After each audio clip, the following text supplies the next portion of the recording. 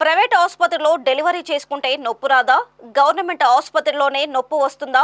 సినిమాలు ఎక్కువగా చూస్తావా? డైలాగులు చెప్తున్నావంటూ గర్భిణిని వైద్యురాలు ప్రమీలరాణి టార్చర్ పెట్టిన ఉదాంతం ఇది. భద్రాచలం ప్రభుత్వ ఆసుపత్రిలో గర్భిణీలకు డెలివరీ చేయకుండా వైద్యులు ఇబ్బందులు పెడుతున్నా పట్టించుకునే నాదుడే కరువయ్యాడు. ఇక్కడ డెలివరీ చేయడానికి సిబ్బంది లంచాలు అడుగుతున్నారని రోగుల బంధువులు వాపోతున్నారు. ఆసుపత్రిలో పురిటి నొప్పులు భరించలేకపోతున్నామని వేడుకున్నా వైద్యులు కనికరం చూపడం లేదని సర్వత్రా ఆందోళన వ్యక్తమవుతుంది. ఈ సందర్భంగా ఒక గిరిజన బాలంతో మాట్లాడుతూ కాన్పు అయ్యాక బిడ్డను పక్కన పడేశారని చెప్పారు. ఆ తరువాత ఎవరూ మమ్మల్ని పట్టించుకోలేదని, రిజిస్టర్లో మా పేర్లు కూడా తప్పుగా రాశారని, పేర్లు సరిచేయమంటే లంచం అడుగుతున్నారని విచారం వ్యక్తం చేశారు. అలాగే ఆసుపత్రులలో రోగులకు నీళ్ల పాలు ఇస్తున్నారని ఆవేదన వ్యక్తం చేశారు. అంతే, ప్రైవేట్ లో అయితే నొప్పి రాదు, గవర్నమెంట్ లో అయితే నొప్పి వస్తుంది అని మాట్లాడింది. బాగా నొప్పి వస్తుంది. పాప పైన ఉండి ప్రెస్ చేస్తుంటే డెలివరీ టైంలో పాప బయటికి రావడానికి 3 times ప్రెస్ చేస్తుంటే అన్నయ్య ఆపన్నయ్య అని కాలు పట్టుకుంటా నొప్పి వస్తుందని అరిస్తే సినిమాలు బాగా చూస్తావా, సినిమా స్టిక్ లెవెల్లో చెప్తున్నావు అనేసి అంటుంది.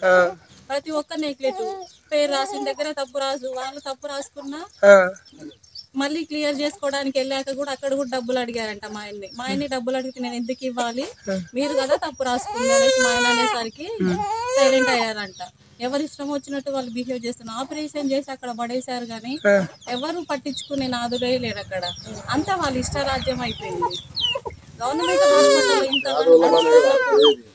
మరి రేపు పొద్దున అస్సలు లేని వాళ్ళు వెళ్తే వాళ్ళ పరిస్థితి ఏంటి? పాలు కూడా పేషెంట్లకు పోసే పాలు కూడా నీళ్ళ పాలే.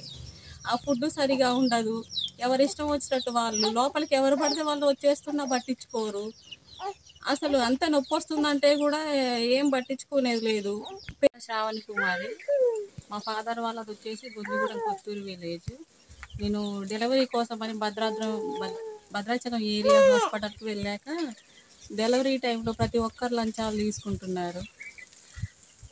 అక్కడ ఒక్కరనే కాదు, సిజేరియన్ చేసిన వాళ్ళకి కూడా డాక్టర్స్ కి ప్రతి ఒక్కరు ఇంకా ఇచ్చారా? డబ్బులు ఇచ్చారా? ప్రతి ఒక్కరికి ఇచ్చాము.